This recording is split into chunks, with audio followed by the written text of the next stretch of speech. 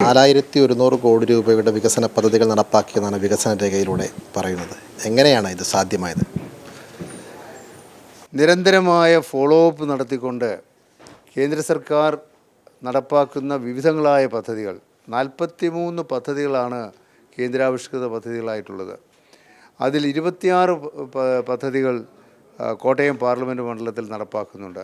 M പിമാർക്ക് നടപ്പാക്കാൻ കഴിയുന്നത് പ്രധാനമായും കേന്ദ്രാവിഷ്കൃത പദ്ധതികളാണ്. അത് വളരെ വിജയകരമായി നടപ്പാക്കിയ ഒരു മണ്ഡലമായി കോട്ടയം പാർലമെൻറ്റ് മണ്ഡലം മാറിയിരിക്കുന്നു എന്നതിൽ അഭിമാനമുണ്ട്, സന്തോഷമുണ്ട്.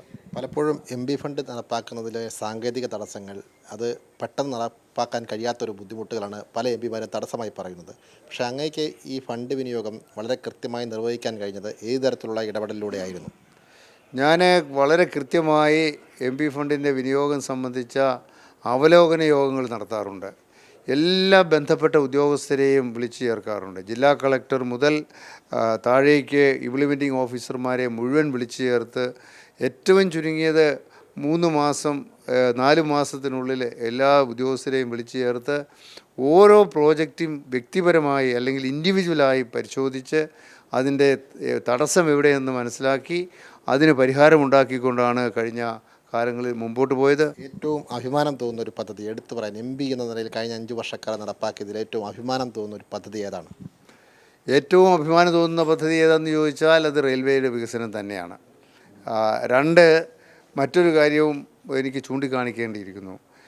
കേരളത്തിലെ മറ്റ് MP ആരും തന്നെ നടപ്പാക്കാൻ ശ്രമിക്കാതിരുന്ന ഒരു മേഖലയാണ് ഭിന്നശേഷിക്കാർക്കായിട്ടുള്ള പദ്ധതി. കേന്ദ്ര ഗവൺമെൻറ് 10,000 കോടി രൂപ ഭിന്നശേഷിക്കാർക്കുടെ ക്ഷേമത്തിന് വേണ്ടി മാറ്റിവെക്കുന്നുണ്ട്. എനിക്കും അതേക്കുറിച്ച് വലിയ ബോധ്യമൊന്നും നേരത്തെ ഉണ്ടായിരുന്നില്ല. എന്നാൽ പാർലമെൻറ്റിലെ സാമൂഹ്യനീതി വകുപ്പിൻ്റെ സ്റ്റാൻഡിംഗ് കമ്മിറ്റിയിൽ അംഗമായതോടുകൂടി ആ സാമൂഹ്യനീതി വകുപ്പ് വഴി നടപ്പാക്കുന്ന വിവിധങ്ങളായ പദ്ധതികളെക്കുറിച്ച് ഭിന്നശേഷിക്കാർക്കും അതോടൊപ്പം തന്നെ മുതിർന്ന പൗരന്മാർക്കുമായി നടപ്പാക്കുന്ന പദ്ധതികളെക്കുറിച്ചുള്ള വ്യക്തമായ ബോധ്യമുണ്ടായി.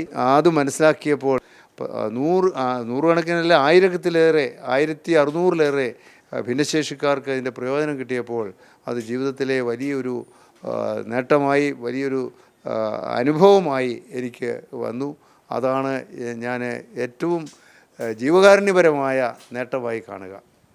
കൃത്യമായ ഗൃഹപാഠത്തിലൂടെയാണ് MP ഫണ്ട് വിനിയോഗം തോമസ് ചാഴികാടൻ സാധ്യമാക്കിയത്. അതുകൊണ്ട് തന്നെയാണ് രാജ്യത്ത് തന്നെ MP ഫണ്ട് വിനിയോഗത്തിൽ ഒന്നാമതാകുവാനും തോമസ് ചാഴികാടന് കഴിഞ്ഞത്.